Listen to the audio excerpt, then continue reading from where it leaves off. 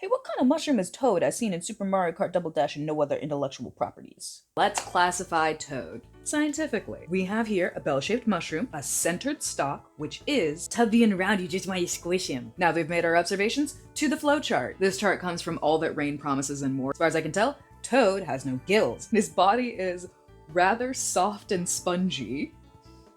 All of which leads us to bolettes. Bolettes are easy to remember because their name sounds like...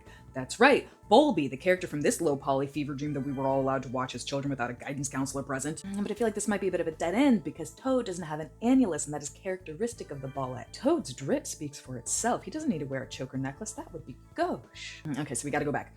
Maybe he does have gills. Maybe he has gills, but they're so fine that you wouldn't draw in that detail since this is a minimized art style. So, it feels a little invasive to ask Toad what color his spores are. So I'm just not gonna, because my mother raised me right. If they're dark-colored spores, he's likely an Amanita. That takes us back to the fly agaric. If they're light, he's probably a Lepiota. Got a few examples to work with here. I think the best out of either of these categories is this little guy here, called a stinking dapperling. And yes, he most certainly is. He's so stinking cute, and he's such a little dapper little guy. So some of these are a decent match, but none of them really evoke Toad.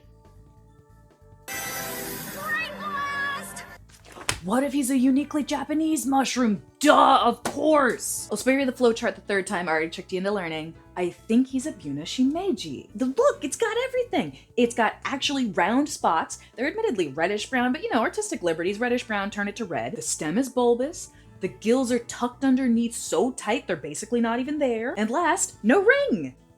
Lick and follow, otherwise the next video will be about Goombas.